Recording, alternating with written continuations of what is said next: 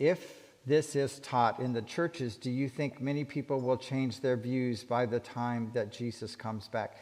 If this is, when you say if this is taught, if you mean by what has been presented this afternoon, I believe absolutely that many lives could be changed.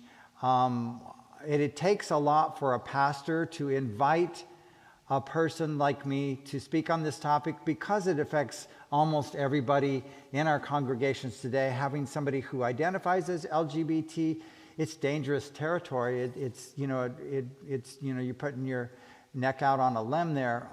But there are pastors who do to this day, or we wouldn't have been able to stay in ministry.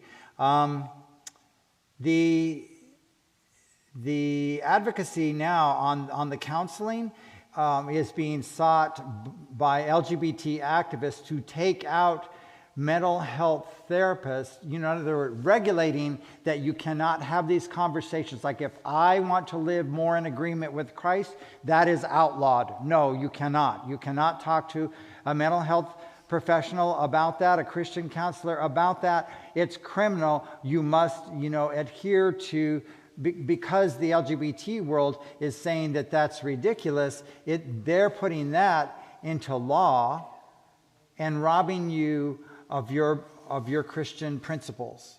That's what just happened in Canada. If I was speaking on this topic in Norway today, publicly, I can be arrested and put in prison for 10 years. If I went to the Loma King's house and one of them decides that they didn't appreciate the conversation and they report me, I can be put in jail for 2 years. Please take advantage of the ability to minister and to reach out today. Not in forceful ways, but in loving, compassionate ways to those. And remember, Jesus is not a God of force. He's a God of invitation. But live your life in a way that somebody wants to say, wow, you're happy, you're content, you seem to be a person that is not having lots of anxiety in their life. What do you attribute that to? Let's say some LGBT person is asking you. And then you have the opportunity to share about your walk with God. And as they begin to see your leaning on God, it's an advertisement to them that God is trustworthy.